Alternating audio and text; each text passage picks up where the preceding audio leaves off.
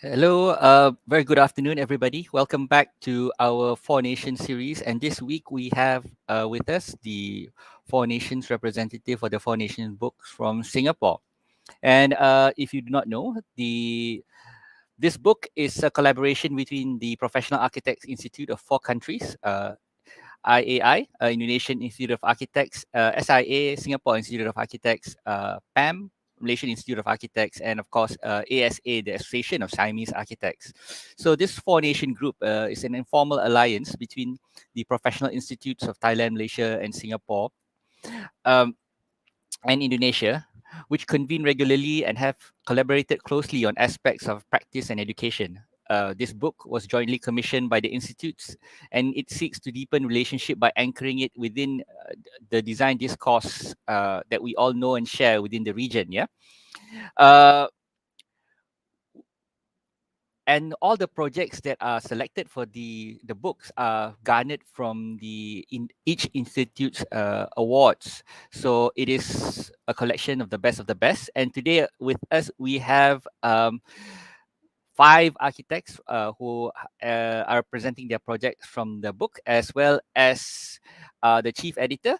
So let me without further ado, let me welcome architect Teo Yi-Chin, the chief editor for the Four Nations book, not just for Singapore, but for the whole effort this year, because this iteration of the Four Nations book is led by Singapore. And he is the managing partner of Red Bean Architects Limited. Yeah. Without further ado, please, Yi-Chin. Hi, can you hear me? Yes, we can hear you clearly, Okay, Yi-Chin. great. Hi, everyone. Good afternoon.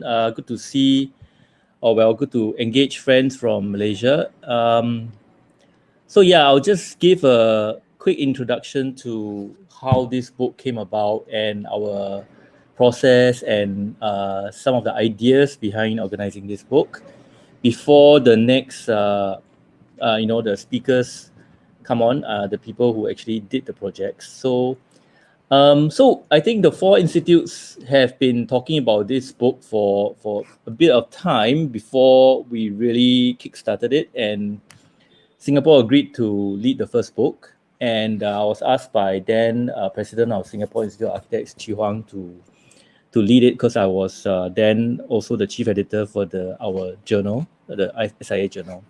So it started I think it was in mid 2019 where we first went up to KL, also Datum and architects, and we met with the other editors from the three countries, including Sali, of course, and we started kind of collecting the projects, and then of course the timeline has stretched until now, partly because of COVID. In fact, I think largely because of COVID. So along the way, some things just kind of went completely quiet, if you of course remember the period last year. And so we finally can launch this book I think it was about a month or two ago. Yeah. So, okay, the selection process, as Sally had mentioned, was actually based on the awards for each of the four countries. So we basically asked each country to give us their best projects, and the best meaning that they actually won awards in your national awards. So that there is kind of a basis for selecting them, as editor on my side, we went through the projects, and there was a great diversity, right? I mean, across four countries and different scales, different typologies, and so it was a bit of a problem that we have to solve. How do we curate these projects? How do we bring them together in a book that is coherent? So therefore, we kind of sieved out and noticed that there was a bit of we could kind of categorize these projects. And the four themes that we came up with was heritage, which means more like kind of conservation, or kind of an attitude towards the buildings that we have already in our landscape, how to work with them. Ecology, which is about sustainability and living with the land. And faith, which was very interesting, and I think also unique to this region, which is basically religious buildings, mosques, churches, temples, right, or something related to faith. And finally, density, because this is a rapidly urbanizing region, and we are looking to kind of house more people in the city. So when we talk about cities and we talk about development, density has to come into the picture. And if we look at these four themes, heritage, ecology, faith, and density, I think heritage and faith seems to look back more, and ecology and density seems to look forward more. So I think that allow us to kind of tackle both past and present and future with these four themes. And these four themes also allow us to mix the projects by theme. And it reflects the concerns that we share as architects in these four countries go about their practice, doing their work. There are some commonalities, right? Some concerns that we are all trying to tackle. And so instead of dividing the book into chapters like Singapore, Malaysia, Indonesia, Thailand, we went by mixing it up according to the theme. So you have one chapter that is heritage, one chapter that is ecology, and so on. So this allows us a kind of comparative review. So you can look at a project on, say, faith from Malaysia, and then next project you flip over would be a project from, say, Indonesia or Thailand, right? So that allow us to compare better, and it didn't kind of restrict us to kind of country-based silos. So that was one key decision that we made. And I want to talk a bit about the title, Contiguous Archipelago, which I think what we were trying to convey was that the geography of the region is fragmented, right? We're actually separated by a lot of water. We have many islands, right? But yet we wanted to convey that it's actually that we have a lot of continuity in spite of the fragmented geography. So that's why we came up with the name Contiguous Archipelago, to express that. Yeah. And finally, I think I just have three points on why we are doing this book.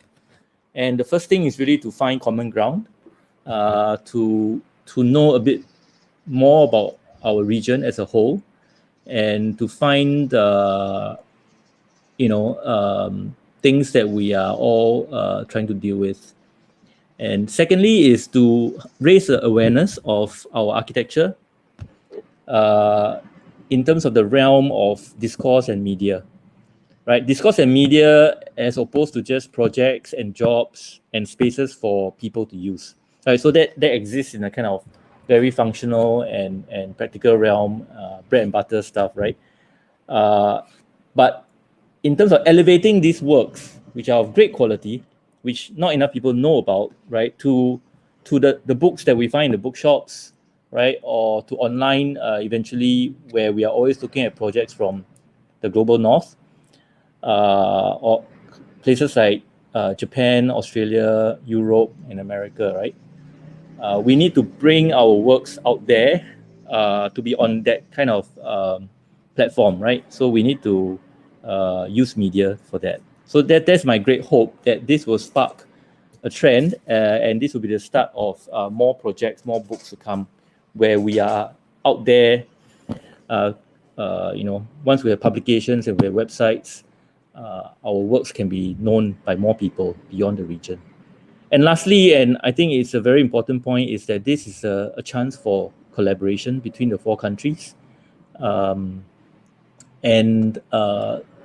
It's kind of flexing our collaboration muscles, right? Because to really work on this more closely together is more than just meeting once every year, right? And this really required us to meet and coordinate a lot between the four countries.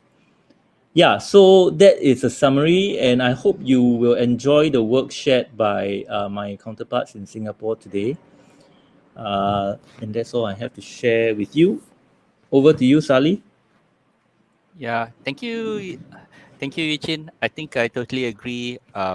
the works of the architects of this region are very of a very high quality, and we should do everything that we can to promote the architects in this region. And I think this conversation series is a direct response to that in terms of trying to just as a spin-off to the book, right? We're trying to bring that discourse online.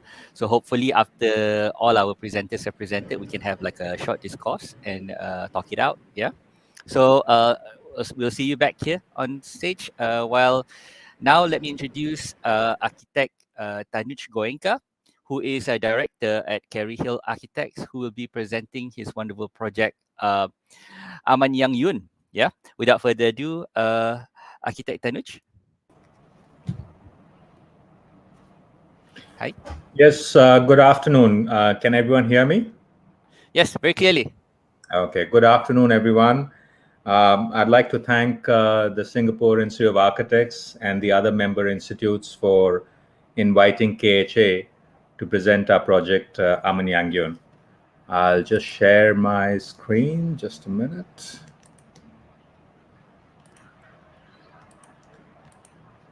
Can you, can everyone see my Yes. screen? Yes, we can see the very nice silhouette. I would leave it. I will leave the floor to you then. Thank you very much. All right. So I'll start with a brief introduction to our studio. We are one practice which is based in two locations in Singapore and Fremantle, Australia.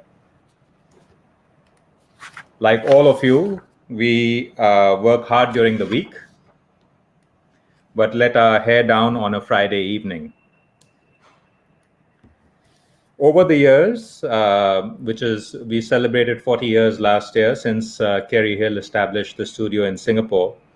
Our work has taken us from Nevis in the west to Japan in the east and across various building typologies. This afternoon, I'm presenting one of our projects in Shanghai, and we are still involved in this project in the later stages of it, phase 2 and phase 3. Aman Yang Yun is a hotel and residences located around 45 minutes from downtown Shanghai. The story of Aman Yang Yun begins about 25 years ago in Jiangxi province, which is 700 kilometers to the southwest of Shanghai. The construction of a large dam threatened to destroy villages containing ancient Ming and Qing dynasty houses, as well as an entire forest of camphor trees. Our client began a private initiative to rescue this valuable heritage, documenting and dismantling over 50 of these houses. Every brick, tile, stone, and structural timber was transported to Shanghai, where they were stored and reassembled with great care and skill.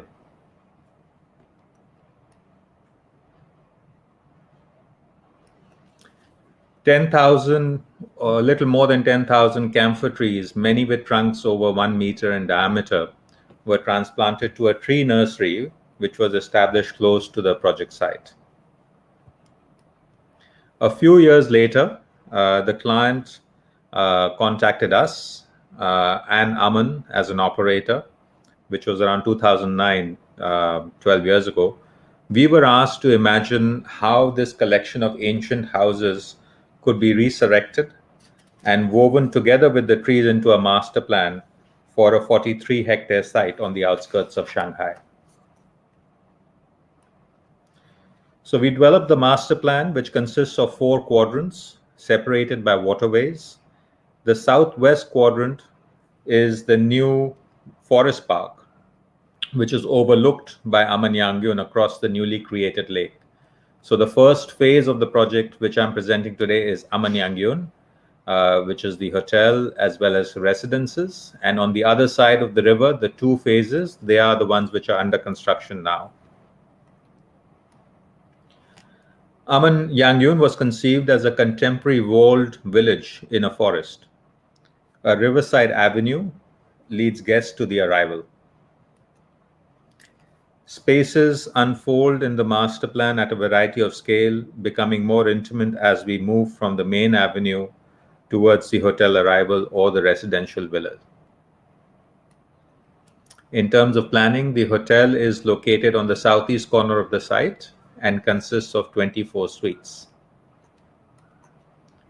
The Nanshu Fang, or the main library, which used to be the school in the old village, is the cultural heart of the property and contains tea rooms, meeting spaces, and a furniture gallery. A total of 43 villas make up the Amanyangyun community, out of which 18 are private new villas, and the rest of them take the old antique houses in the center of a garden. So the master plan creates opportunities for every venue to have a distinct landscape setting, and it is a series of walled courtyards, each with its distinct identity and characteristics. The arrival lobby is a strong cubic form topped with a glazed lantern, which floods the interior with sunlight during the day and glows by the night. The entrance is modest, and guests move through a vestibule and arrive at the main arrival reception, and the scale and heightens the sense of drama as the interior volume is revealed. The space is paneled with finely crafted screens made from a special timber called a namu timber, which is a fragrant wood that used to be used traditionally in noble Chinese buildings. Like most of our projects, we have designed a screen for this project which is specific to the project itself. This geometrical pattern is an abstraction of a traditional Chinese cloud motif. So the shadows which the screen creates on the surfaces are reminiscent of the clouds moving during the day across the project. So we've used this particular screen in different forms and materials throughout the project. Some of these screens are made out of pure bronze, like this one, while others are made in timber. And the screens are used across the project to modulate privacy and light. Similar patterns and the screens are used to develop a family of lighting fixtures for the project, which have been customized.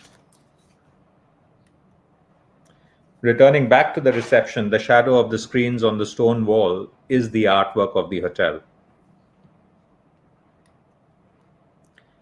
The grain of the master plan continues throughout the public areas of the hotel, which is a composition of courtyards, gardens, and pavilions, as I mentioned before. The reception is a central pivot of the master plan that leads guests either to the hotel, the conference facility, or the residential villas and the cultural amenities. The buildings around the central garden are kept simple, rectilinear architectural forms which are clad in a pale gray Chinese sandstone. Walls are load-bearing, made with solid blocks of the same sandstone. Again, we have designed the screens in stone, which allow cross-ventilation while maintaining privacy. Movement across the hotel, connecting different parts of the public areas and guest rooms, is a carefully orchestrated journey. It offers composed and framed views of seasonal landscape. These images were taken around a couple of years ago, but the landscape has really matured over the last couple of years. The tea rooms behind the Nanshu Fang, and dining terraces and restaurants step down towards the lake and overlook across the lake towards the forest park.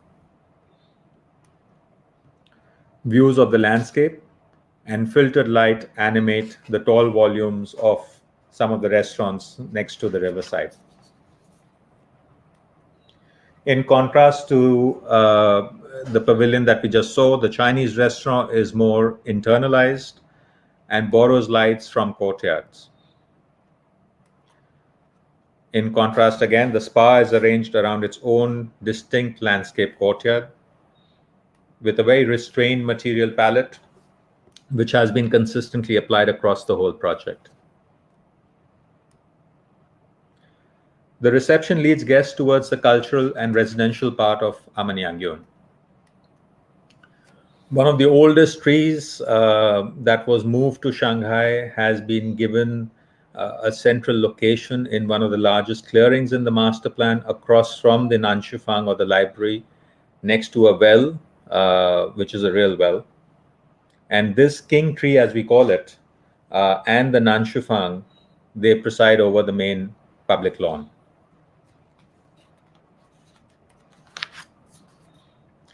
The villas are designed as wall gardens, a smaller version of the larger master plan, with either a contemporary pavilion or an antique house at its heart.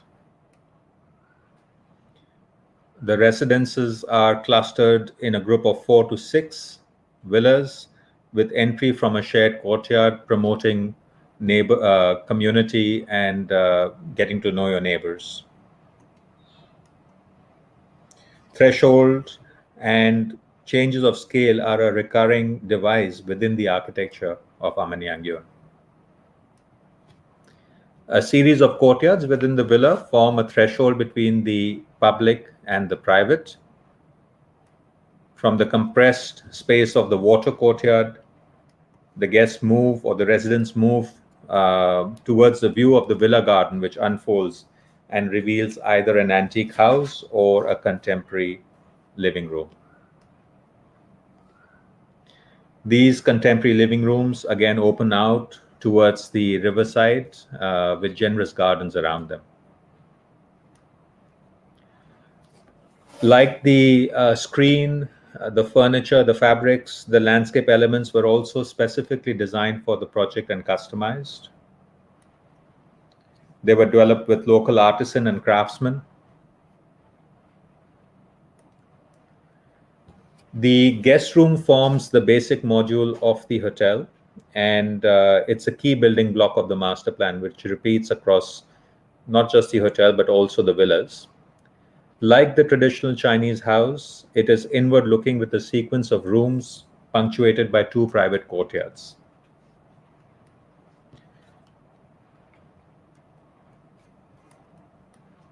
The sloping roofs and the tall volumes within the guest room and also for the public areas remind one of the antique house, which are their neighbors. So in terms of materiality, form, and the planning of the rooms as well as the public areas connect the old with the new.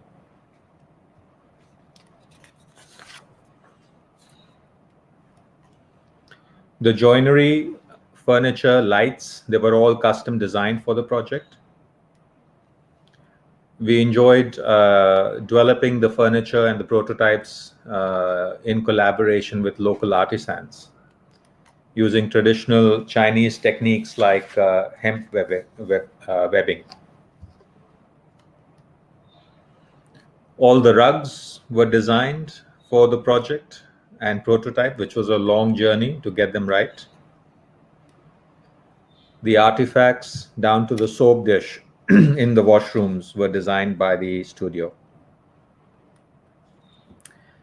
Each of the residences has an extensive basement, which was part of the brief, with tall vaulted ceilings, borrowing light from generous courtyards, dropping down to the basement level.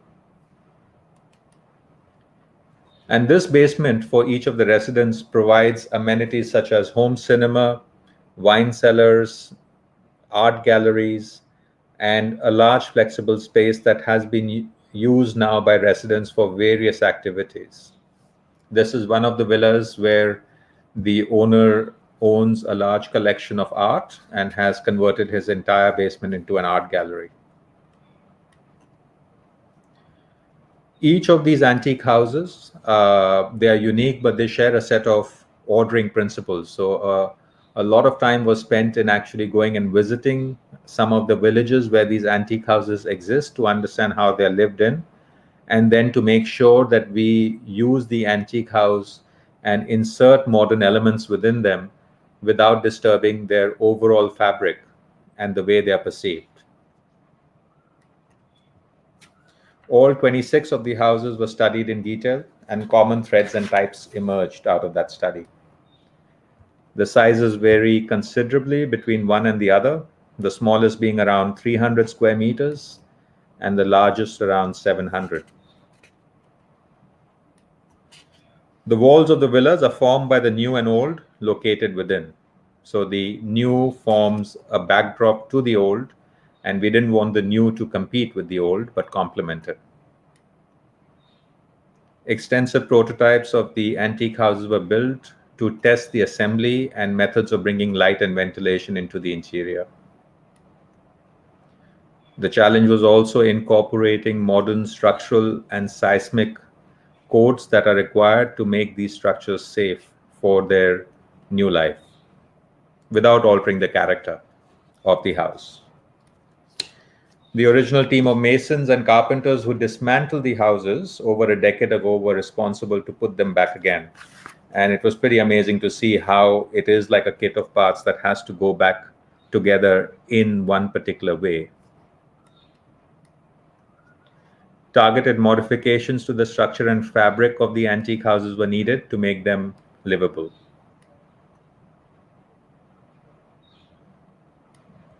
Some of the original ceilings were omitted in order to reveal the spectacular roof structure that exists in each of these antique houses.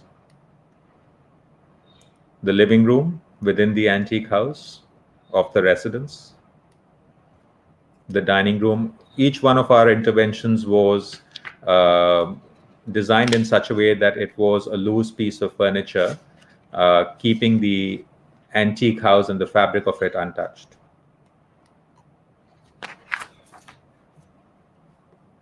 Any new interventions or elements were honestly expressed in a contemporary architectural language.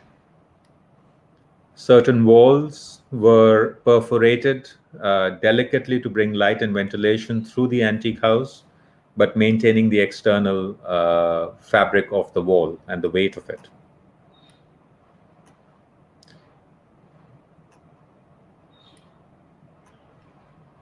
The washrooms within the antique house, the joinery with the vanities, for example, it's in contrast. It's a freestanding element in contrast with the permanence of the antique structure itself. And finally, I'd like to end with the Nanshufang, which used to be the school in the village that was getting submerged. And we have converted the school structure, which is a beautiful structure, into the library of the hotel. And it is the cultural heart of the project and one of the most magnificent antique structures. There is a set of tea rooms and a furniture gallery that has been incorporated within the structure, following the same principle applied to the rest of the antique houses. The newly planted camphor forest and landscape, as I mentioned earlier, they're maturing, and in the coming years will provide the pavilions of Amanyangyun a natural setting. The studio is currently designing the larger community, which includes private residences, an artist retreat, a small campus for an Ivy League college, a retail promenade, and office. And Amanyangyun, 2 years ago, it won the UNESCO Prix Versailles World Award for Hotels. Thank you very much. Thank you so much, Tanuj. It's awe-inspiring, the amount of detail and amount of passion that's gone through the project. I think we'll talk about it further in the moderation session. Yeah, thank you so much for your wonderful presentation. Thank you. I would like to call upon our next speaker, architect Phua Hong Wei, director of WOHA, to present his project. Architect Poa, are you here? Hi there. Hi. You can display your presentation. Sure.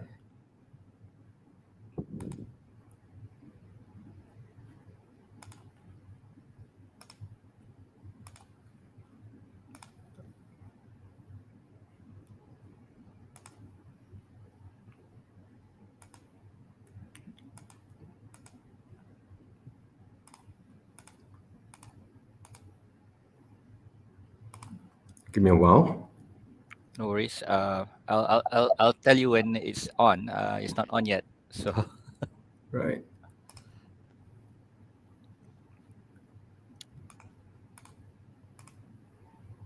Can you see? nothing is coming up. Ah, it's loading.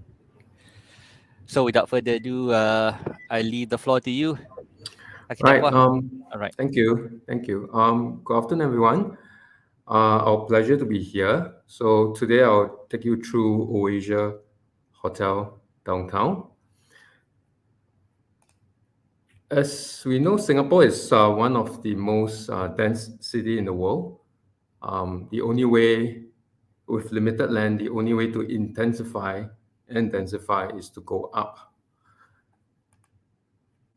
So on a city scale, we often question, can cities have high density with high amenity? Can cities be more humane, more healthy, and more livable? Can buildings be reimagined as infrastructures with greenery and amenity?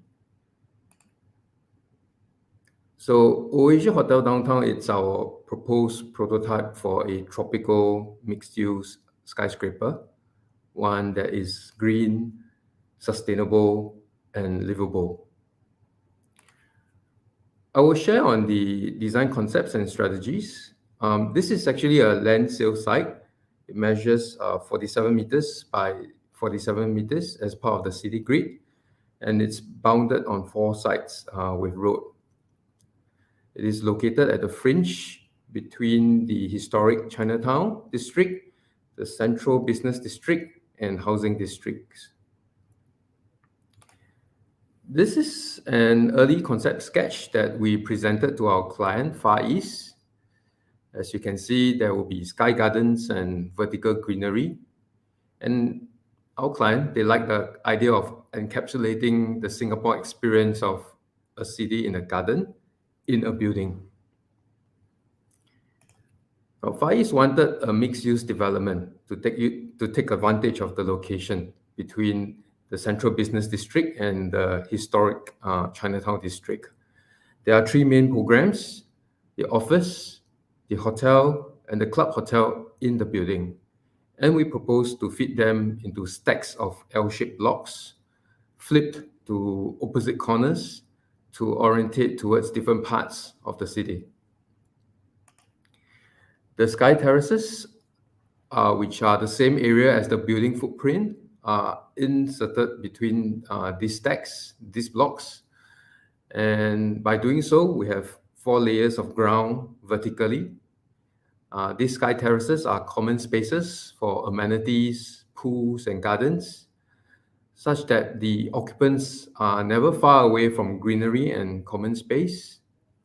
The space between the sky terraces form 20 to 30 meters tall internal breezeway atriums that is sheltered by the next terrace above.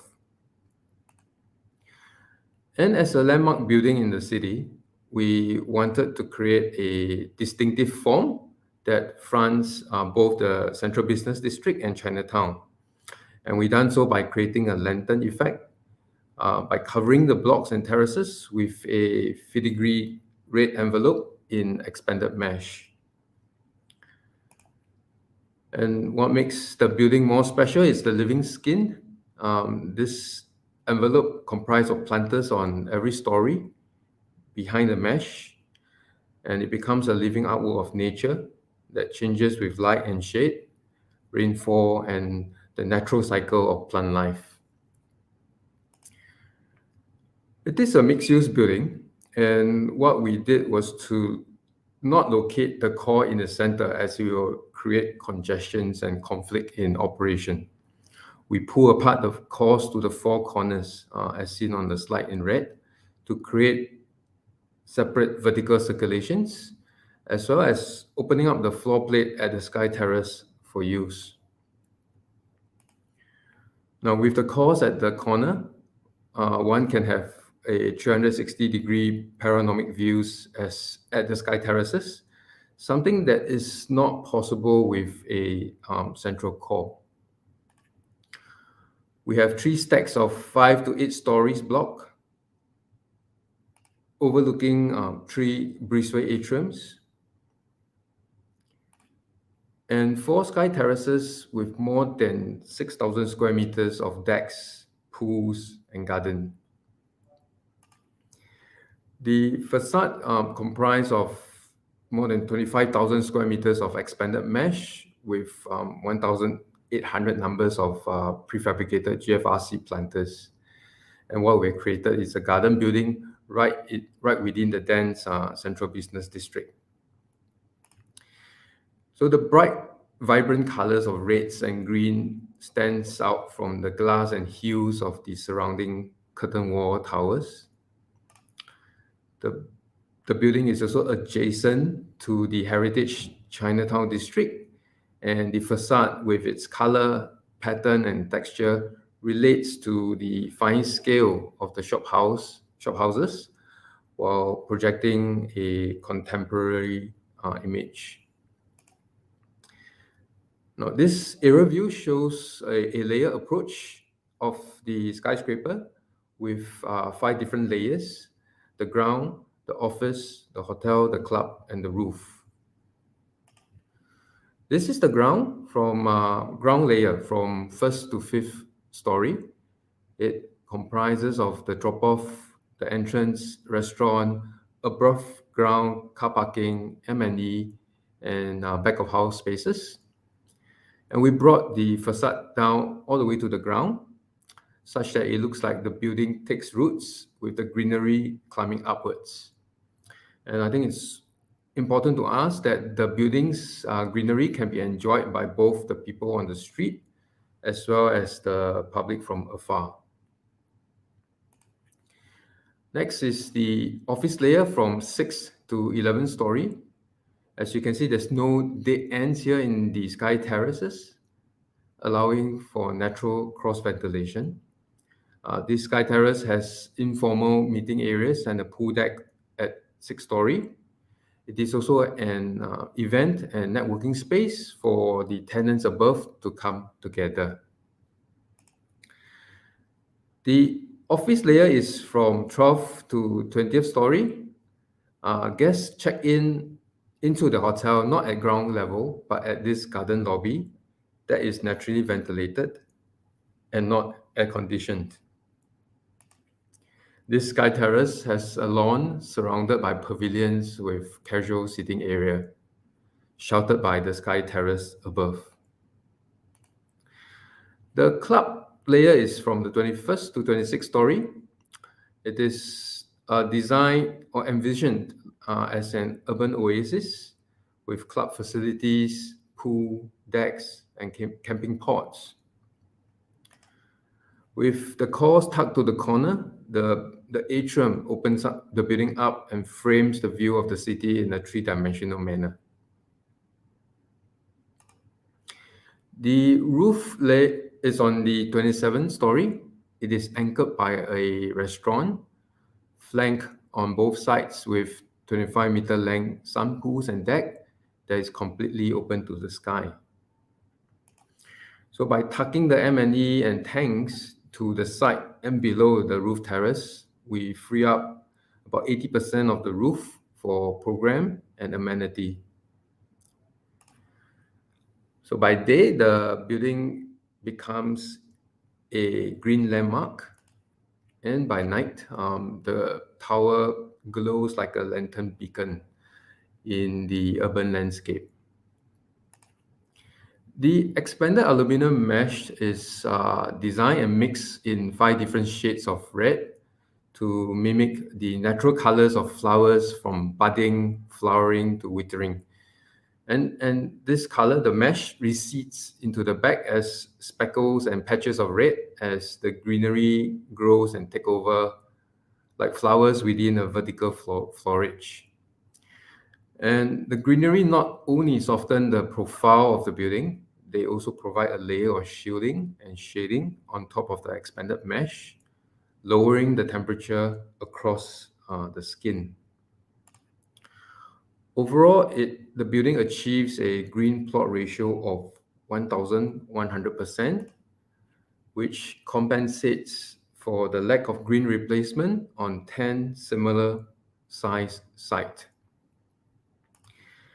There are more than 30 species of trees and shrubs at the four sky terraces. They reinforce the unique character of each terrace with shade, color, and texture. And there are more than 20 species of climbers used on the facade based on their adaptability to sun and shade.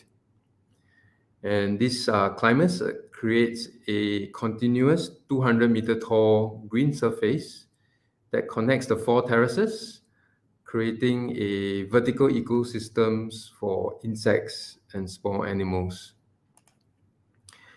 At the facade, we located all planters behind the corner cores on every story with proper access walkways for easy maintenance. There is no need for rope access or specialized maintenance personnel or gondolas. And all the planters are watered by an automatic irrigation system to avoid wastage. This is one of our favorite image of the building. It does not only look like a tree, but it also performs like one. Like a tree, it breathes, it metabolizes, it photosynthesizes. Like a tree, the building also protects and shelters, creating natural habitats, attracting biodiversity. And it does shows nature can coexist with building. We have seen the greenery attracting bees and birds and climbing animals like squirrels. If the city have building that incorporates and values ecology and biodiversity, we think we can have cities that coexist with nature. As mentioned, the greenery also helps to cool hard surfaces and air of the urban environment through shading and evapotranspiration. So we took these thermographic images at noontime to show Oasia's facade up to 30 degrees cooler than a typical curtain wall surface. And this also means that there is less radiative or convective heat transfer back to the urban environment. In summary, Oasia Hotel Downtown, it's our prototype that reimagines the tropical tower as a responsible, livable, and sustainable high-rise environment that contributes back to the city. It also demonstrates the coexistence of nature and building and city to engage and benefit people, both within the building and the neighborhood. I mean, for us, we think that tall buildings can be meaningful habitats beyond the ground. And such buildings can be important components in improving the quality of open space, community space, and green spaces in city. And we think Oasia Hotel Downtown shows density can be open, social, and green. With that, I end my presentation. Over back to you, moderator. Thank you, Hongwei. I think it's a wonderful example of, although in the book it is categorized under density, it is a wonderful overlap with ecology as well. So I think we'll discuss further in the moderation session. And the audience, if you have any questions, please do send your questions via Slido, yeah, and you can see underneath our presentation screen there is instructions how to do so. So if you have any questions for any one of our presenters today, please do ask your questions so that we can discuss them in the moderation session. Thank you, Hongwei. Thanks. And without further ado, I think let me welcome another director of WOHA, Architect Pearl Chi. WOHA is, I think, among the few architects that have two projects in the book. Yeah, so Architect Pearl, you Hi. can turn on your hi. Hi. You can Can turn you on hear me? your presentation. Yeah. Yeah. Okay. Okay, no worries. Hmm. I will prompt you when I see it. Oh, how do I do it? Oh, just open the PowerPoint. Okay. Yes. Can you see? Not yet. I think it's loading up Um, now. Yes, we are seeing it, but it's in your now we are seeing it. Thank you. Oh, back to stream. Yeah, we saw it just now. The oh, full screen. can you can you see? I'm seeing the many slides, the present. I think full screen. Full screen the PowerPoint. Okay, there Oh, you okay. go. Okay, Pearl, Okay. go ahead. Okay. Yeah. Thank you so much. Thank you for inviting WOHA, and we are very happy to share with you our project, Kampung Admiralty. Kampung Admiralty is a public integrated development, and it's also one of the first type of mixed use, which is it combines elderly public housing with parks and public spaces, medical center, and recreational amenities, retail shops, food center, and an urban farm. Okay. The site is actually in the middle of or the central location. Is in a very mature HDB town where it's predominantly residential with only standalone commercial activities in the middle of the town. So in this case, the site is naturally an urban focal point, and is located adjacent to public infrastructure, which is the MRT station, and it's also adjacent to public roads and pedestrian and cycling paths runs through the site and around it. Okay. We are able to work with 7 government agencies to co-locate their facilities to this building. And you can see here that there are 4 types of programs: medical center, social housing or public housing, community, and commercial. Conventionally, the government agencies will be running their own programs, and they may end up with their own segregated programs. But this project is really bringing all these programs together under one roof, and to intensify the build-up, creatively. The site is a greenfield site. It's the area is almost 1 hectare.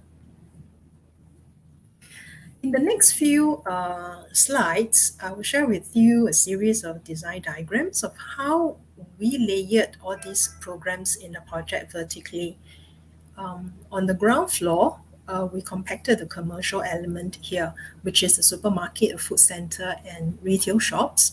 And by compacting them to one side of the site, we free up actually ground floor to generate activity users. And next, we overlay the medical center. It's a very big footprint, so it covers the whole of the ground floor. And in this way, we actually created a very tropical a plaza which is public and very porous and pedestrianized.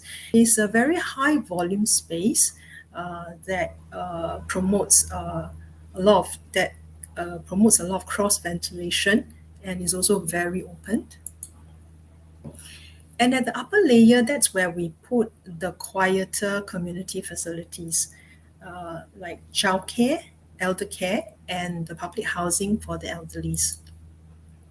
And it is also at this level that we created a Sky Terrace Park. It's like a new elevated ground level with landscape.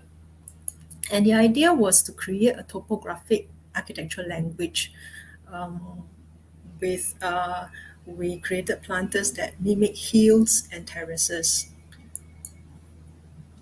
And this floor also are the rising up of the two blocks of elderly housing.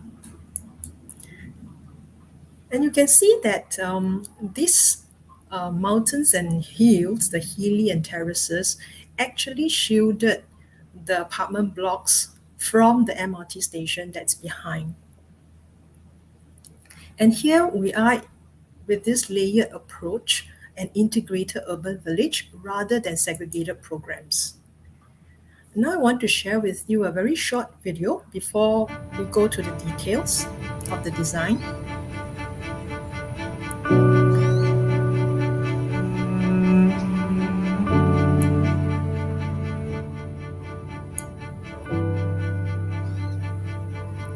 The theme of the project is very much about connection and intergenerational bonding.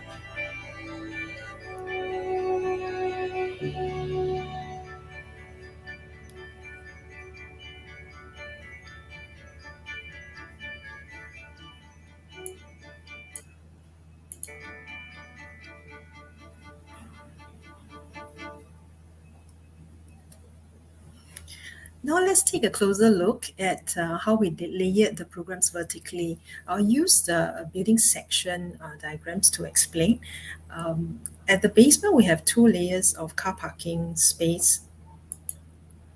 And the lower layer comprises of two floors. The ground floor is a very porous tropical plaza that brings the community together.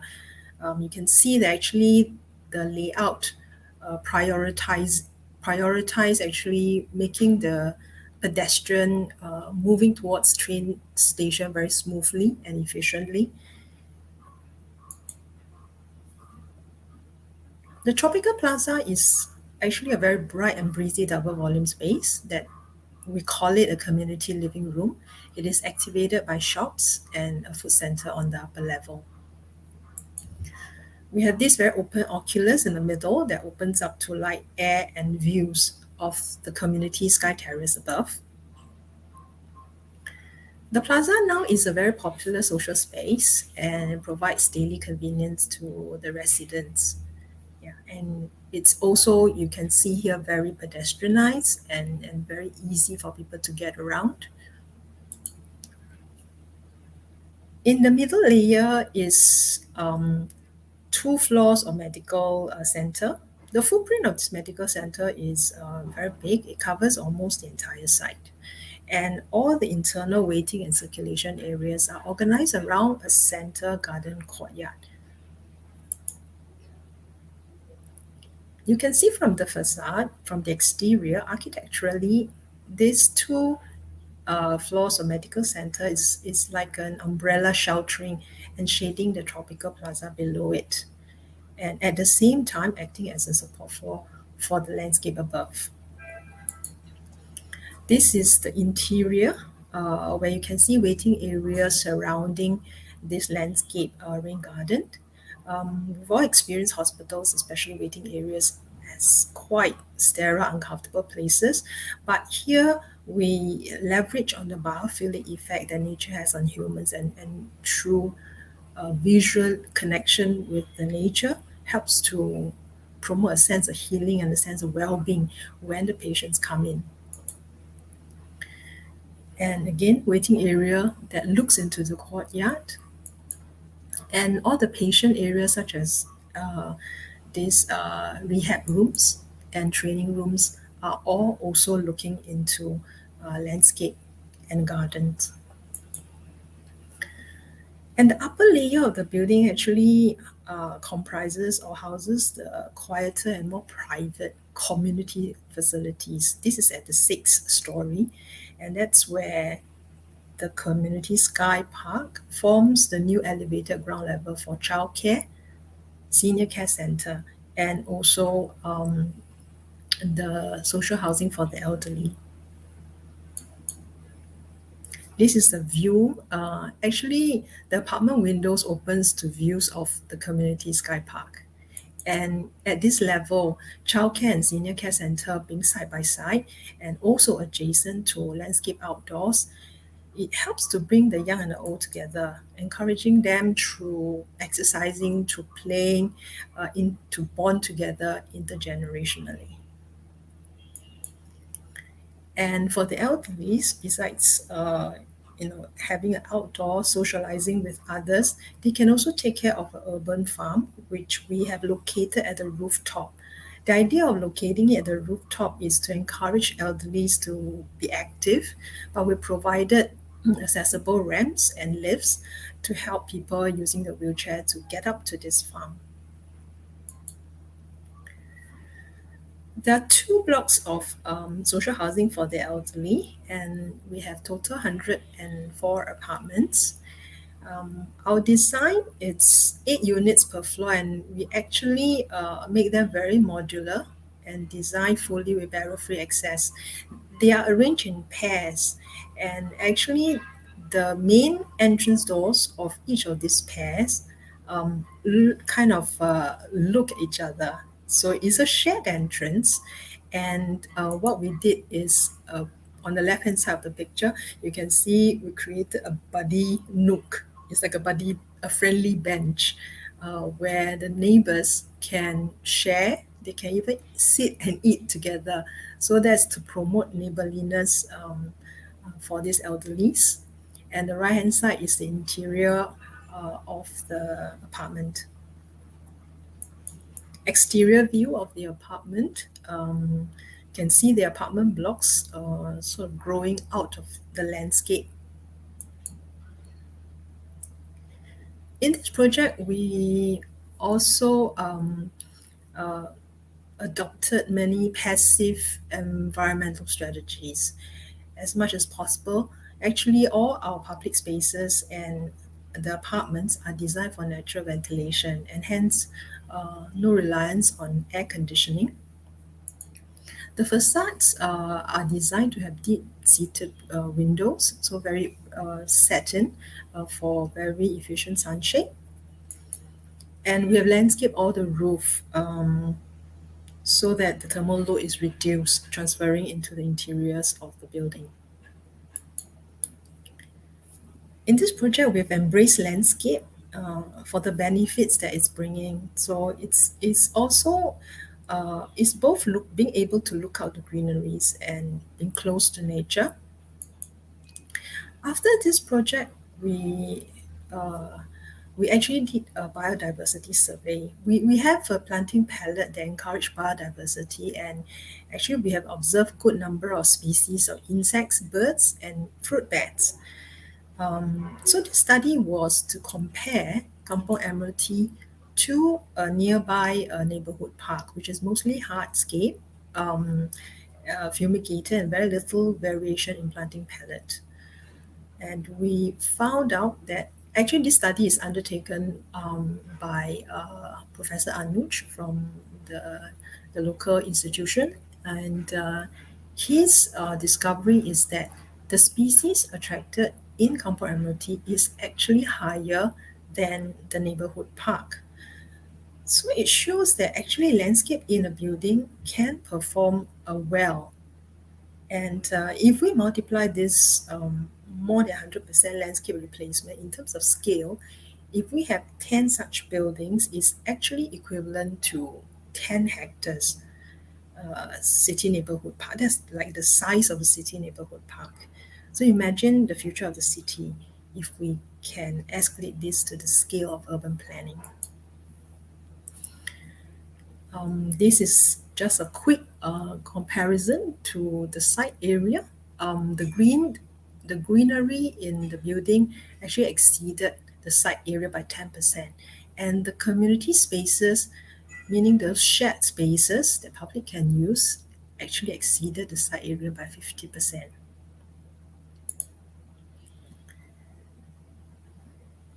So to conclude, Kampong Admiralty is a new prototype of mixed use by integrating different spaces in vertical layers. So the layering actually mapped public space, semi-public rooftop farm, and garden with private homes. This project is inclusive and is successful, and the Singapore government actually is looking into using this as a prototype in their new towns and in other integrated development. My sharing will end here. Thank you very much. Thank you so much, Pearl. Thank you, uh, Sally. yeah, it's a wonderful mixed use. I think a lot of urban developments could learn a lot from this one, and I think the Singapore government would make this into some sort of prototype in the future, I guess. Yes, definitely. We'll discuss further during our moderation session. Thank you, Yes, Pearl. And thank you. our audience, please do send in your questions via Slido, yeah? Onwards to our next presenter. We have architect Ho Zu Yin, the managing director of Loud Architects Limited. Yeah, Zu Yin, are you here? Yes, hi. Hi, everyone. Hi, how are you? Good, thank you. How are you? I'm fine. Without further ado, maybe you can just display your presentation.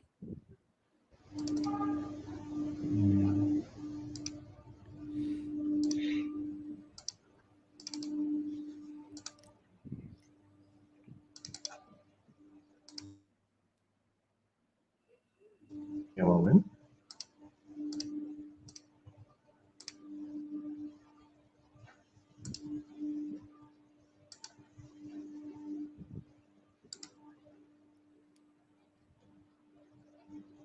Are you guys seeing it?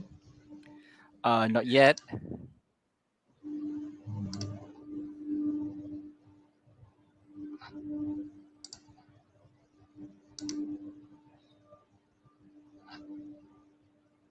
Okay, I think it's starting to load up.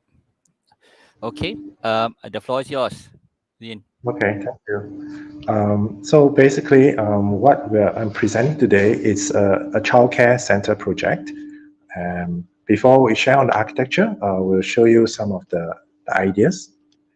Okay.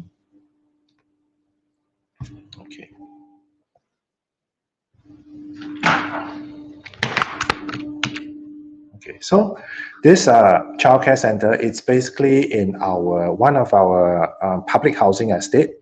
We call it at Pongo, and the capacity was actually quite big. The brief was given to design and build a childcare center for 1,000 kids, and well, it is an early childhood center, meaning that the kids are from infant to 4 years old. And we had very little time to construct it. We have basically 10.5 months to get it done, all in all, for construction. So it's not the first childcare center we've done, but throughout the different projects, we learned what does constructing designing a childcare center mean. We learned a lot from the teachers. We learned a lot about the pedagogy, early childhood pedagogy. And also, how does an early child, say a 2 or 3 years old child, what do they learn in school? That gives us an idea on what to design inside. And also, being a 1,000 capacity childcare, safety is really important, and of course, the environmental comfort as well. Okay. So these are the various points that we've gleaned out from interacting with the early childhood teachers, and also some of the points that we wanted to achieve in our building.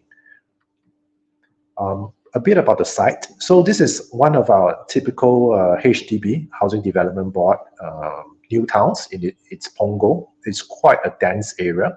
The site is quite squarish, and it's overlooked on 2 sides by 18-story high public housing flats. The ground is really flat, and basically surrounded quite a few sites by roads.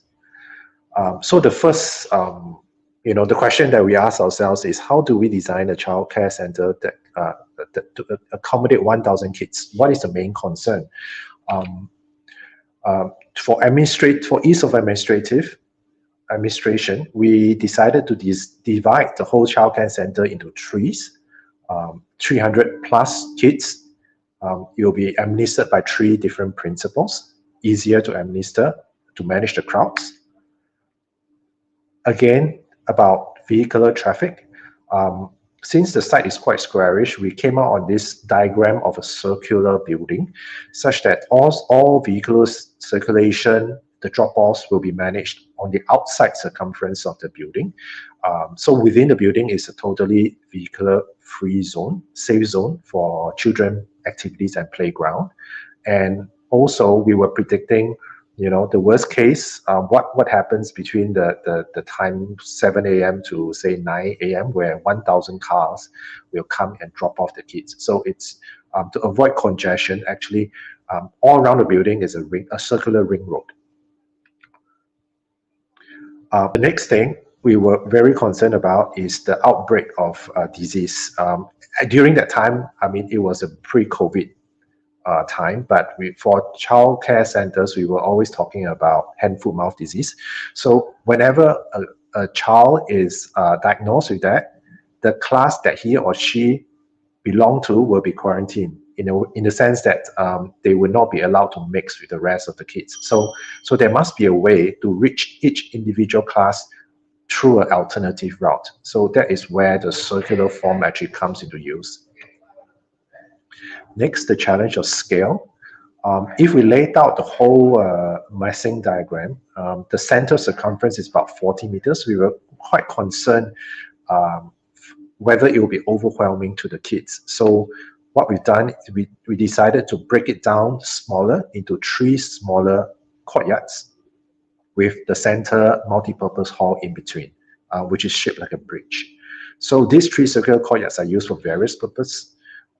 In this view from second story, you see the center 3-point bridge breaks down the courtyard into 3. One is the entrance courtyard. The other 2 are play courtyards for different age groups. This is for really young, 1 to 2 years old, infants and toddlers. And this is a water play for older kids. Next, environmental comfort. So the brief was given to us was that the clients really wanted, because this is a large center, they really wanted us to design a place that can be operated without air conditioning at all. Of course, granted, in the months where there's haze, the aircon will be turned on. But other than that, it must be operating with natural ventilation. So again, it shaped. We decided to shape the classrooms, which are the outer ring, to be quite thin, as thin as possible. We managed to reach 14.5 meters, and the facade on both sides of the classroom, outer facing as well as inner facing, are designed with glass louvers such that during any normal day, natural ventilation flows through right through the courtyard, and also the 3 entrances, which are the gaps between the classrooms. So this is a view of the center area, the multi-purpose hall, which they use for dining and other activities. You can see that 2 other openings on the sides, the one with arch shape. These are operable glass walls, which can be totally open, and the breeze will just simply flow through. Sectionally, we can understand it basically to be a 2-story donut with a raised roof. The roof is made of Teflon. It is raised about 5 meters above the roof level, such that, again, to promote natural ventilation. And right in the middle, it is a oculus that's open to sky. So the sky obviously lets out the hot air. It also lets in the rain. These are the simulation done by the 3 HVLS fans. We needed to understand how the fans give extra thermal comfort. So we managed to achieve maybe 1.5 meters velocity of wind throughout when it's turned on. This is another view of the HVLS fan simulation. So as I mentioned, the center is an oculus garden. This was a deliberate move on our part because we didn't want to create a hermetic, closed-off environment such that the kids doesn't really know, have no contact with the environment, if the external environment. So we wanted to let the kids feel. I mean, if it's a hot, warm day, the sun will come in. If it's rainy, tropical storm, then the rainwater will come in right down in the middle. Of course, it took a bit of convincing for the clients because they are, understandably worried about child safety. So again, some sort of a simulation needed to be done to convince our clients that even during the heaviest tropical rain, only a certain portion of the garden will be drenched. And obviously under the deck that you see, hidden drainage. So that there are no exposed drainage, of course, obvious for child safety, but all the rain will be taken care of. And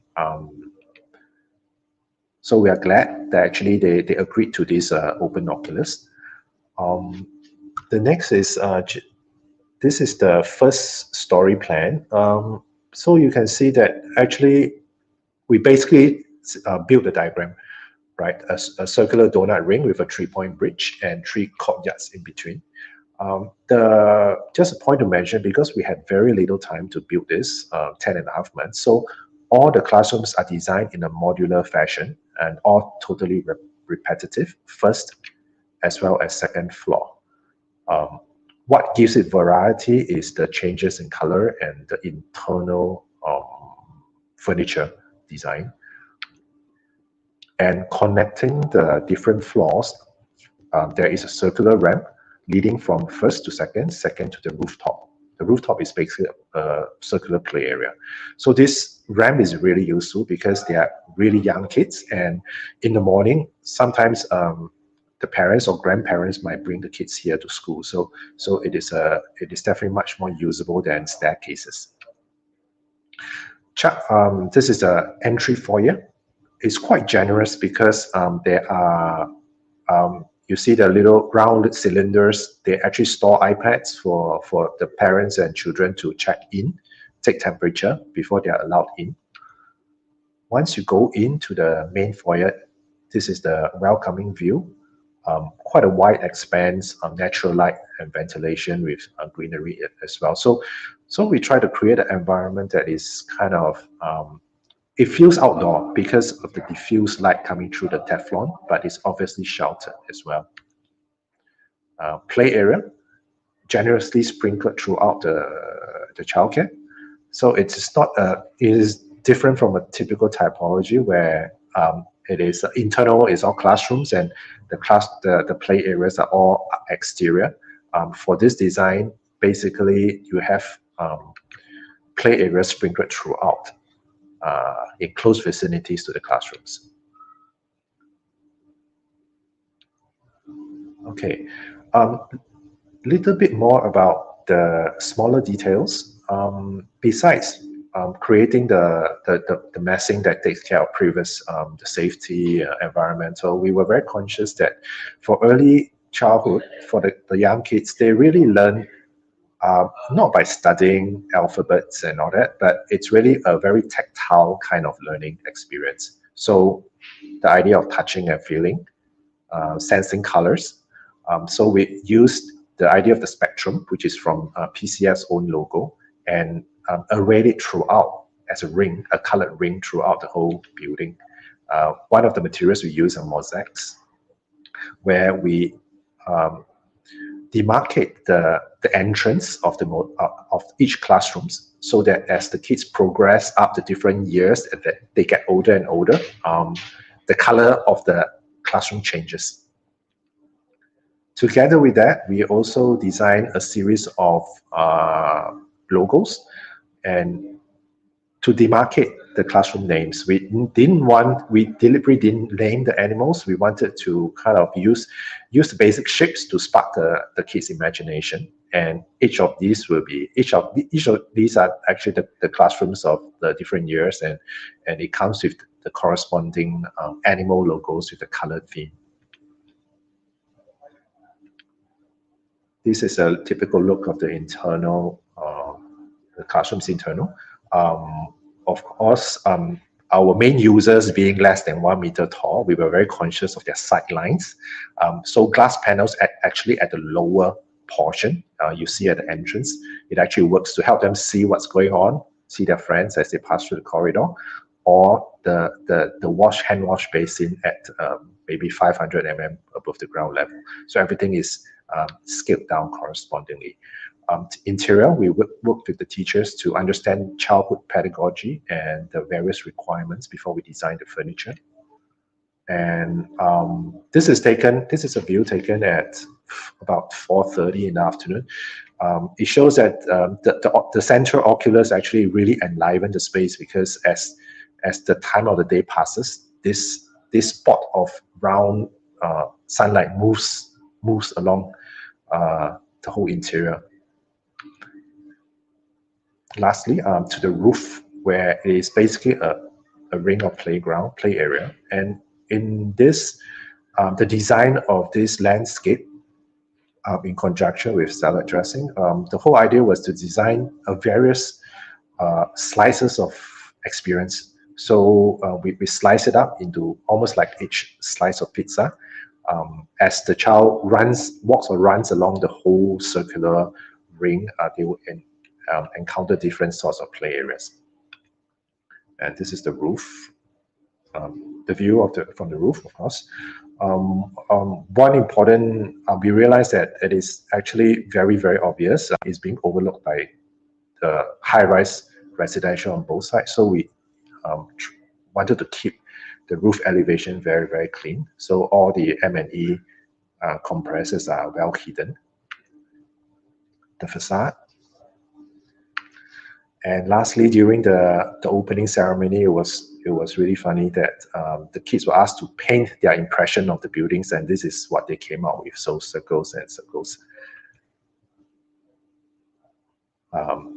Yeah, so I think what is quite interesting about this is after the building was built and interacting with the teachers and the principals, they really appreciate the amount of free space and open space there was for the teachers to program the different activities.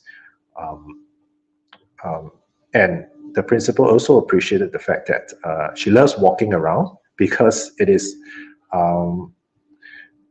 like for whatever corner or whatever point of the corridor she is able to monitor and know what's going on. Is basically a huge panopticon. So to us, that was quite interesting, and the kids were surprisingly friendlier to strangers. Perhaps the principal felt that they feel more comfortable and protected and secure inside this environment. So that was something that was not expected when we designed it. Okay, that's my last slide. Thank you very much. Thank you very much, Zuyin. A wonderful project. Whimsical yet functional at the same time. So we don't see many circular building nowadays. It's wonderful to see one that is done so well. Of course, we'll talk more about it during our moderation session. The audience, please do pose your questions via Slido. Thank you. We'll see you again, Zuyin. Okay, and we'll have our last presenter today, last but not least, yeah. I would like to invite architect Adrian Lai, the founder of Meta Architecture, yeah.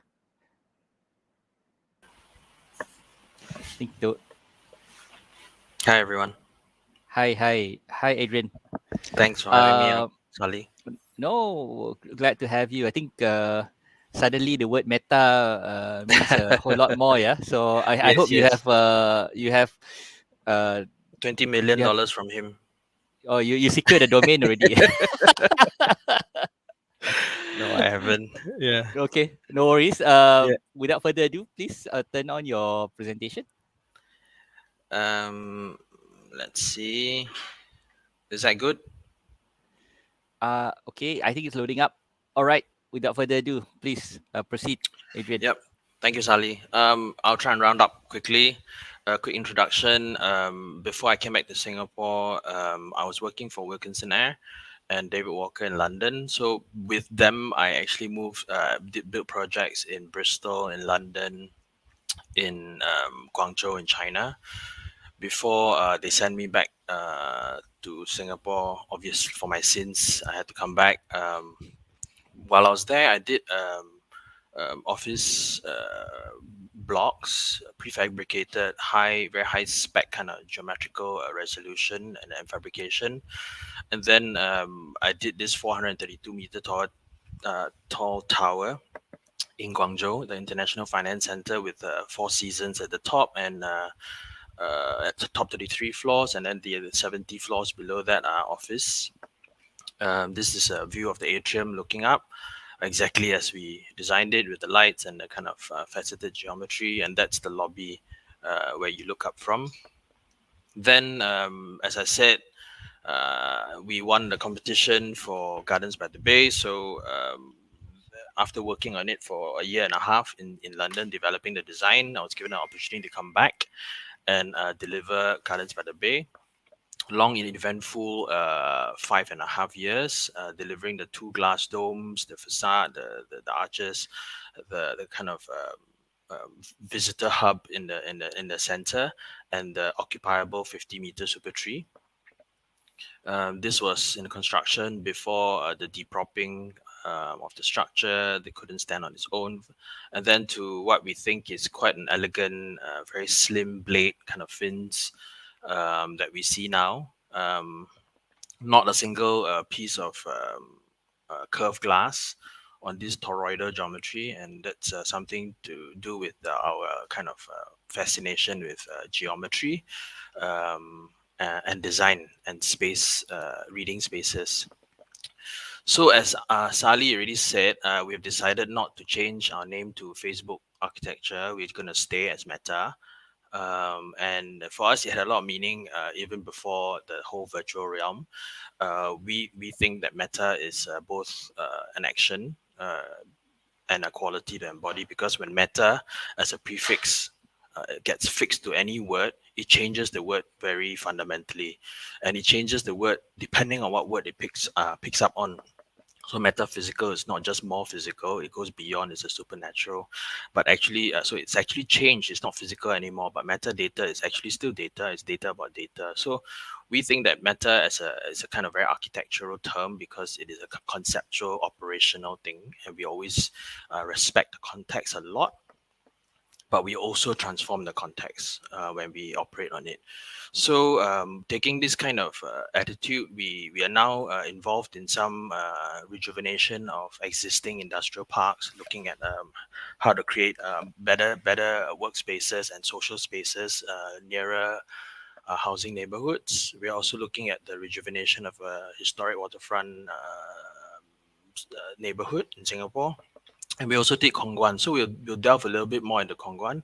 After we did some competitions, always dealing with a lot of our projects being kind of A&A, respecting the context, looking for patterns to, or even things that were not patterns, but we sense the kind of patterns through geometry and things like that, and then building that into landscape, into architecture, into interiors.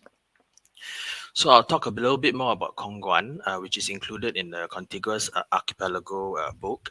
It won some awards, got some attention.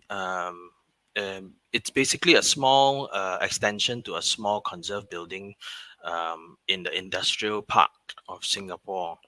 It is the first light industrial park in Singapore. And this building in the big front is built in 1952. So pre-independence of Singapore, and but post-war. So some of the spaces are here, some of the ideas, some of the sky terraces that you see, and this still remains a kind of SME warehousing, small business kind of space.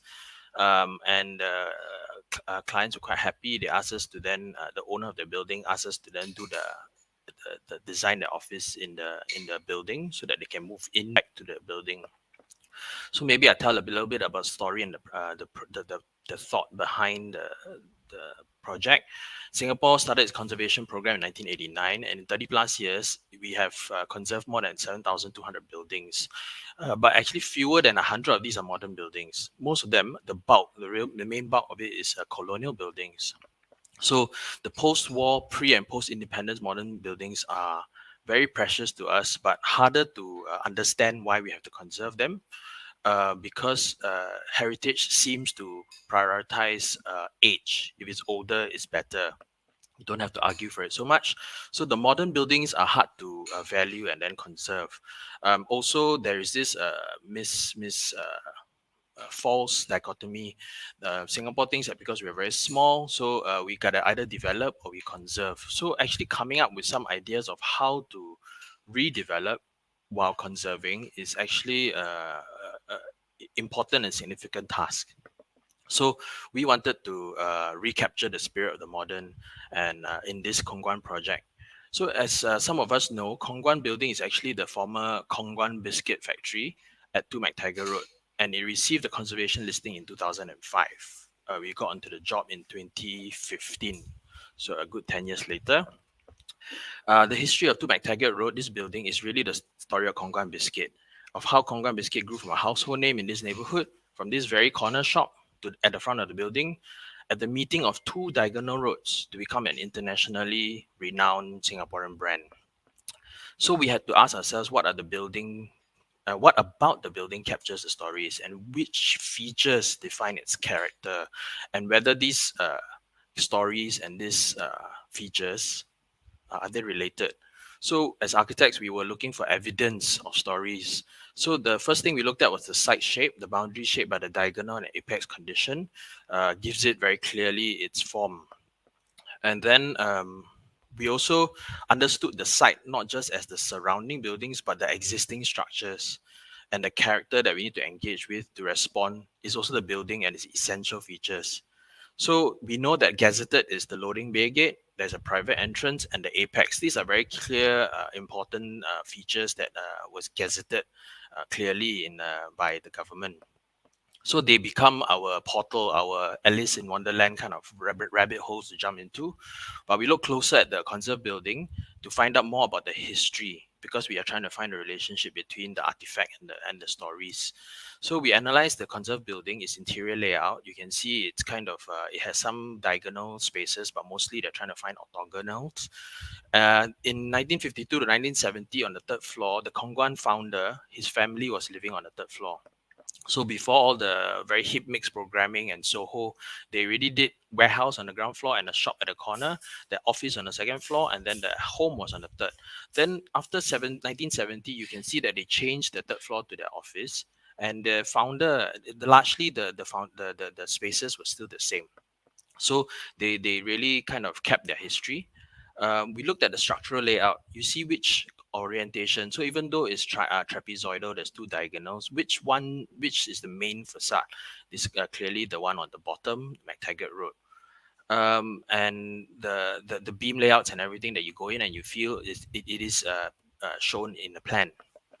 So we were looking at what happens then on this main facade. We looked at the loading bay, and then we found out actually the biscuit factory is not this building, but the biscuit factory is across the road at Ahwat Road. So that's why there was a loading bay where all the biscuits that were, because obviously the machines didn't work so well on a triangular plot or trapezoidal plot. So we found out that the factory was across the road and all the loading was done here, and this was the warehouse. So that's why the loading bay and the side entrance were there. Again, pointing to the history, we then know that there's a private side entrance, and that led to the second floor. This staircase was very nice, but very uneven stairs. It was just whatever risers needed because the building had different floor-to-floor heights. And then we found out about their home on the evidence of their living, the courtyard that's on the roof terrace that's still there, and how they use it. So we understood the reasons behind some of these features already, beyond just the aesthetic and the material artifact.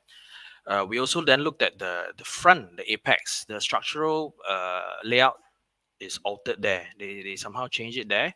We looked at it and it's clear because there they had to address a sharp junction. And at the time it was built in 1952, it was mostly one-story buildings around here. So this four-story was a tower, and it's a real landmark. And this being at the junction of very busy roads, there was a school, there's a primary school across, with its ornate facade and its distinctive logo. They were not communists, they just thought that it was distinctive. And people moving around here always on their marketing trips, on their trips to school and to work, they will buy biscuits here. So that was how it became a real landmark, a real household name. And we also then found out its significance because we then read some more and researched some more and found out that this light industrial area is the first in Singapore. So many of Singapore's SMEs that have become international household brands were all started here. And so we already started to know the story, and we knew which of the features had to be incorporated in a new design. We worked out the constraints and the whole, the government setback and things like that. And we realized with to maximize the economic value, this is the bulk of the building that we're dealing with. So we started finding a process of how to break down the bulk, which orientation should it face. And we found that actually speaking to the owner, talking to them about this kind of design considerations, they also then said actually it's correct that they don't want it to be a big monolithic building because they do want to keep the building for a variety of SMEs. They were made a few offers to rent out the entire building, but they always declined because they wanted it to be in support of small companies. So we conceive of an extension that will reveal the formal qualities and spatial characteristics of the conserved original. The diagonals the original is there. That's the scale of the building. That's the two roads around it, the diagonal. And we thought that actually in order to have usable storage and office spaces, orthogonal spaces is still better. So we thought of triangular sky terraces that could be cut out as voids, creating orthogonal interior spaces suitable for storage use. And then with that, we started to have a module. So we know our module is always a sky terrace with orthogonal spaces. And then this became the McTaggart modules, and this side became the Burn Road modules. And together they form an apex, like a pivoting around apex of a triangle, and that's how they still get that they kind of resonate the 4-story tower by stacking these mini buildings on top of each other. So this is where we are. This is the completed building in 2018. We have sky gardens, bringing large landscape to each floor, as well as in the internal of the original heritage extension. They relate to each other in that way, and then we have orthogonal spaces on each floor with breakout spaces and shaded greenery, and allowing the new integrated building to have 2 main elevations with an apex extension, just like with the dual aspect, just like the original. In terms of architectural features, also the modernist kind of simple naval inspired, but also horizontal and vertical organizations were then abstracted to articulate the monolithic block, so that we could articulate the floors, the mini buildings that are stacked on top of each other. And also to have these diagonals be used as a language to allow light in, to have the sky terraces in. At the apex, the clients were convinced that the building shouldn't remain in some private rent tenants only. So they took the economic hit to open the building later by extending the conversation with the government to have a public access at the apex, the original biscuit shop. So now it's kind of canteen, and they can have a coffee shop there. Whereas the rest of the interior, the same language outside is brought into the interior. And when we're doing the fit out, I will hurry a little bit. When we're doing the fit out, we knew that this is the chairman's office, and that's actually his old bedroom, and this is the board meeting room is actually his old living room. So we know that actually they still have a lot of links with it. The generations are still there. They still run the company. So we convinced them not to move their HQ to the top floor. We convinced them to move it into the 2 floors between old and new, so that when they come in at the reception, all their customers will be able to see, and their clients will be able to see the new building through the skylight. And there'll be a staircase that links the old and new. And every day, from the staff who are moving through the meeting rooms and their office desktop stations, they will keep moving through the old and the new. And this is the view of the reception. And since this is completed, we try to reflect on the larger project of Singapore having to bring more young people who are very in tune with social media, want to know more about Singapore's history, to come back and to capture their imagination. And so when this story starts to take form, and we of course we are not going to claim credit for it, but after this won some awards, then this being one of the few private enterprise single owner, then recently we had the privately owned multiple owner Golden Mile also being conserved. So we are very heartened that Singapore, with its short history, is starting to look at our modern history and celebrating it, finding new solutions on how to develop and conserve at the same time. So this is the team. I always want to thank them. A very great team that we work with.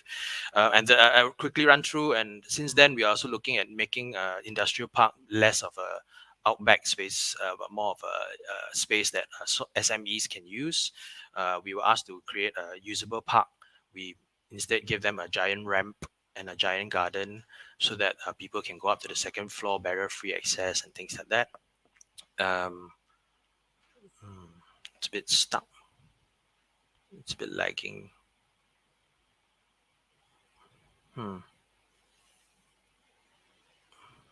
Okay.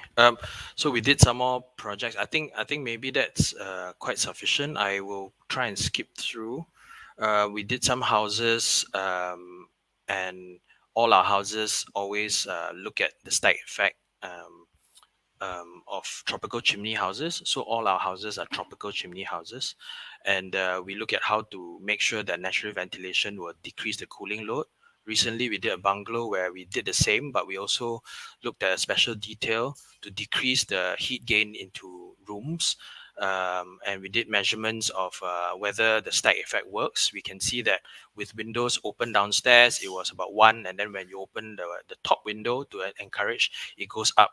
So we did some testing also, and with this new material that we are incorporating for the facade that you see, we also measured that the temperature drops from where outside it is 51 degrees on the outside face, it's actually 30 degrees on the inside face. So all the western sun, you know, in the tropics where we say, oh, if you get a western sun room, you drew the short straw, right? Obviously, you're going to have a very hot room. You can't sleep inside, but this solves the problem. And we have found that it is a wonderful material that we could adapt. You can see some of the pictures of the external stone-like facade outside, and the fluting that we employed fast and yeah. So the fact that we have stack effect does not, as a kind of main principle so far, does not deter our exploration of forms, because the performance is also just enhanced by the forms. Yeah, that's it. Thank you. Hand it over back to Sally. Thank you, Adrian, for that wonderful presentation. And of course, it's good to see that the DNA that you are talking about still exists in your other projects as well. I would like to call all our speakers back. We are a bit over time, but it's okay.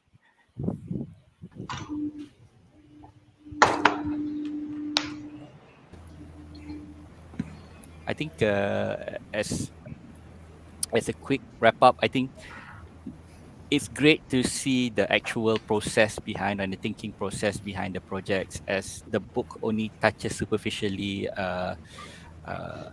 on everything. I mean, look at the Aman Yang Yun, the how the basement was done, how it was redone, and the green thinking behind both of Woha's project, the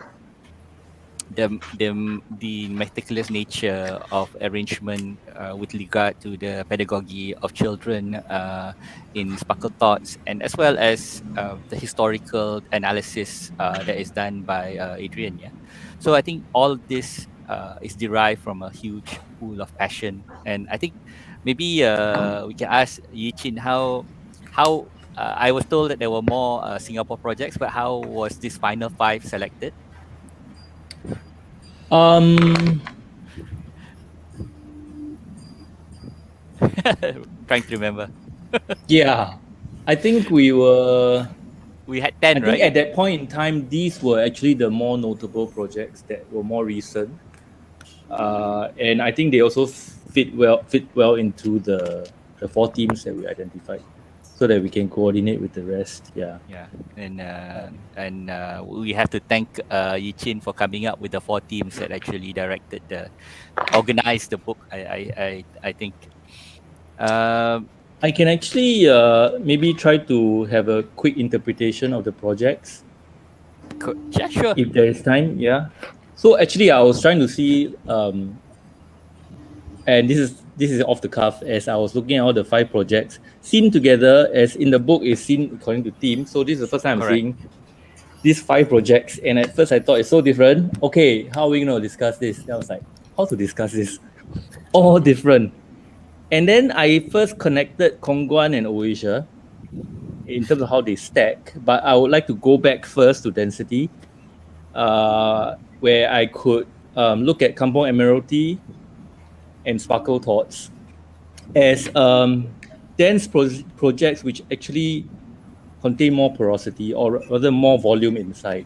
So you'll see that being dense doesn't mean packing it densely. It actually means incorporating more space within. So you have large courtyards inside, you have large voids inside, so people kind of, instead of facing out, they face in. So the project balloons, and we think it's a big building, but actually it's actually not dense, as it's kind of, it's not heavy kind of dense, right? So it's porous like a sponge. So that connected me also to Oasia Downtown, which is also under density project.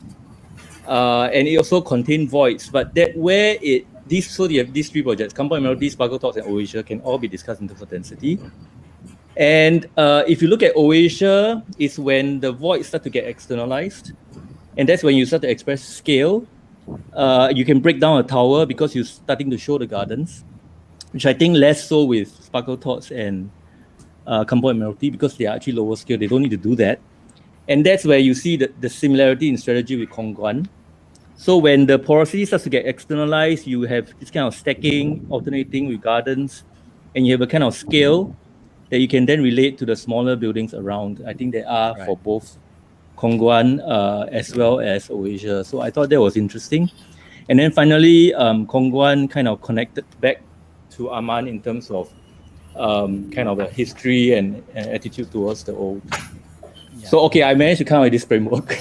Yeah, I think there's Yeah. a lot of overlap Yeah. between, and I think you can clearly see a lot of commonalities between all the projects. Perhaps let's go one by one. For Tanuj here, for Aman, the basement. I think in the book is just merely mentioned, but the basement itself is something new, right? It's not in the original, or it was in the original, and you need to you need to deconstruct everything and rebuild everything back, right? If I'm not mistaken. So,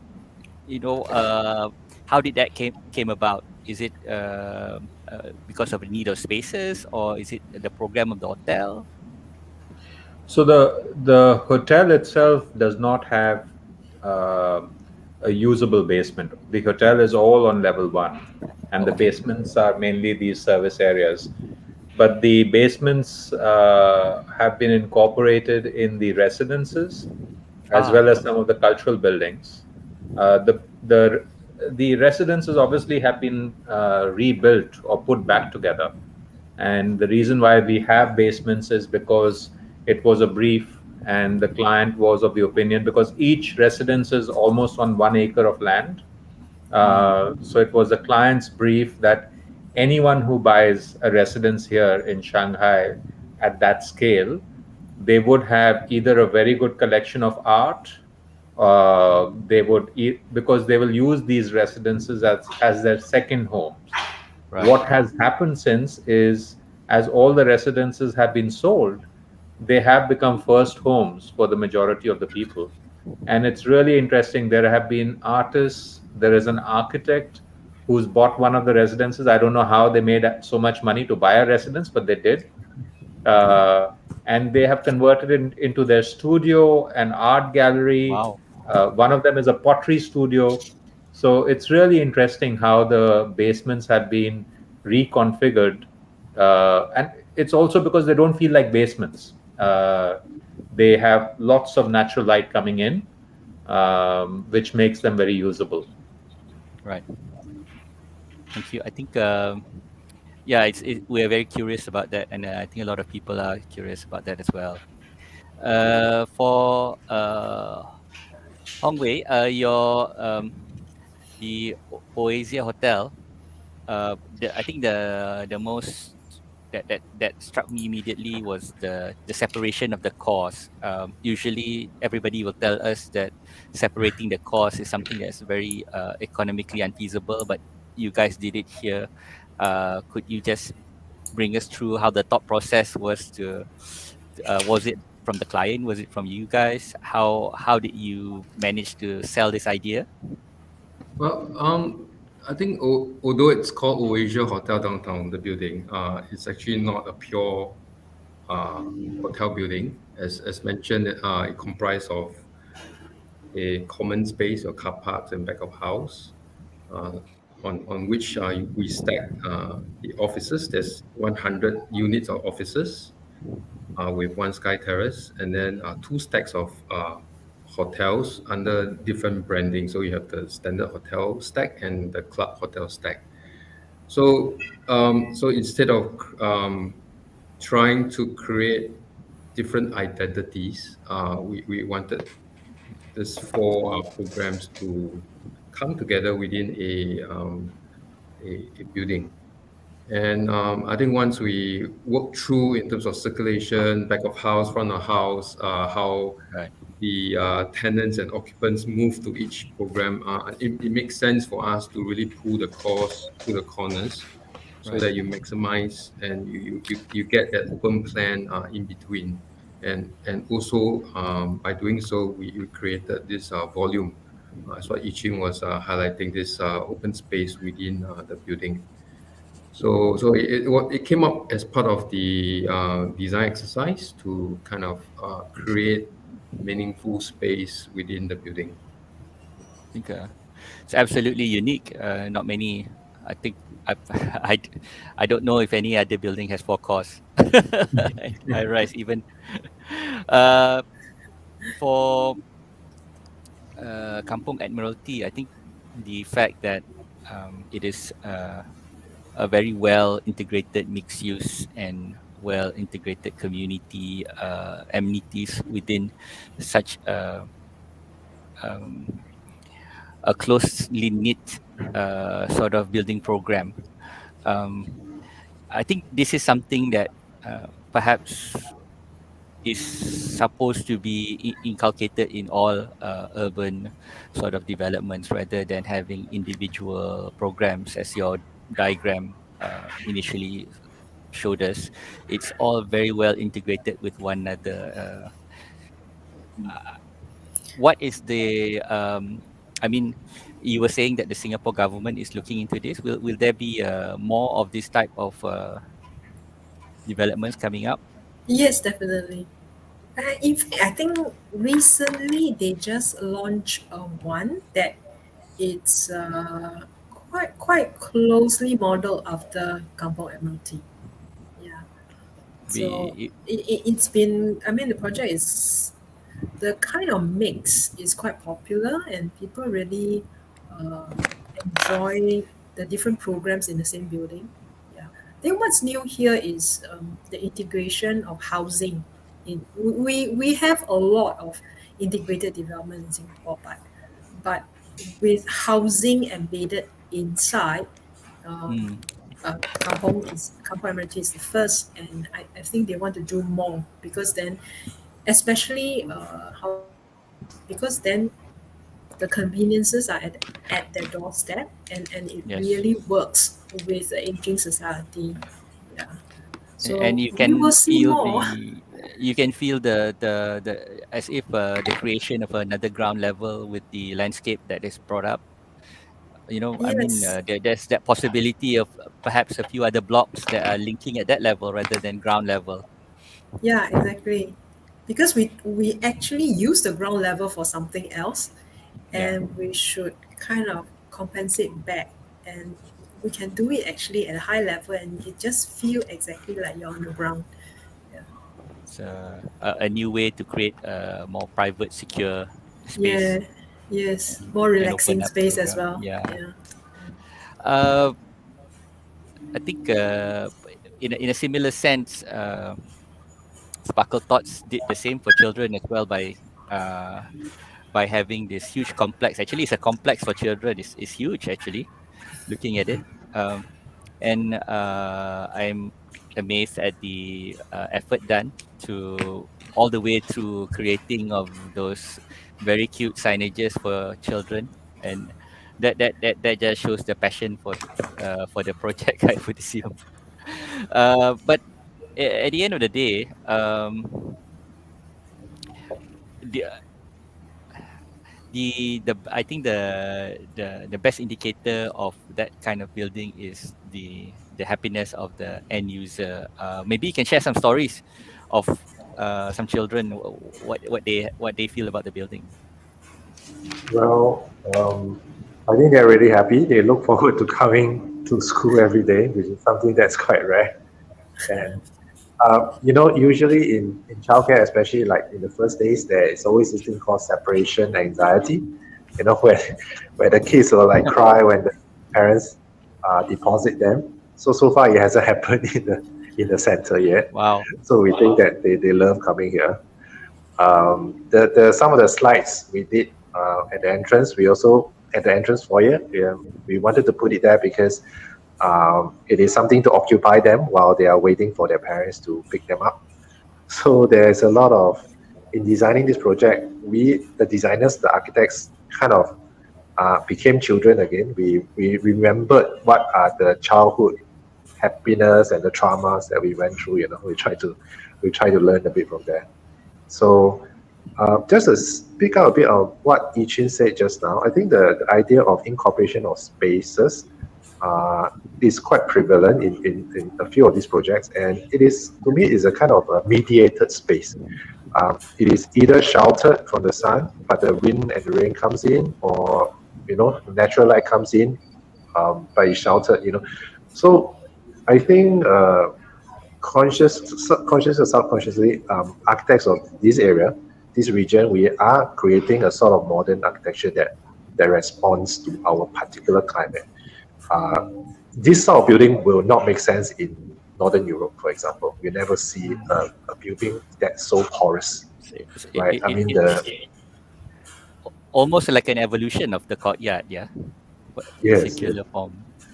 yeah, but because of a high density, architects are forced to innovate to create a stacked courtyard kind of configuration Correct. to deal with our high density, to deal with our urban context. But it is a new form of courtyards, I think, and also the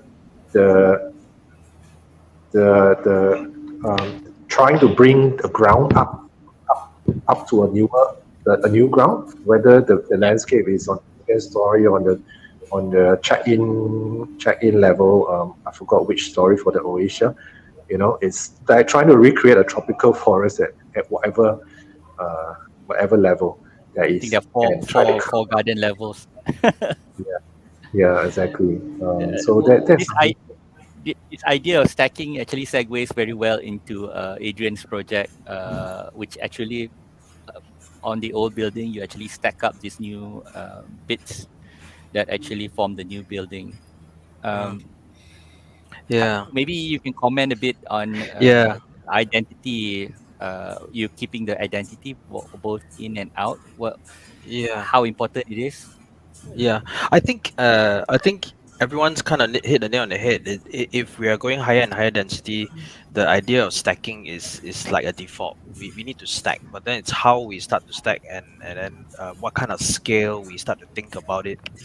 Think in terms of right the design. So and it's not a choice. You don't say I just want to choose the urban or the human or the architectural. So at every time we make a decision, it's all three. We think about how the Yeah. voids will look and contribute to the neighborhood.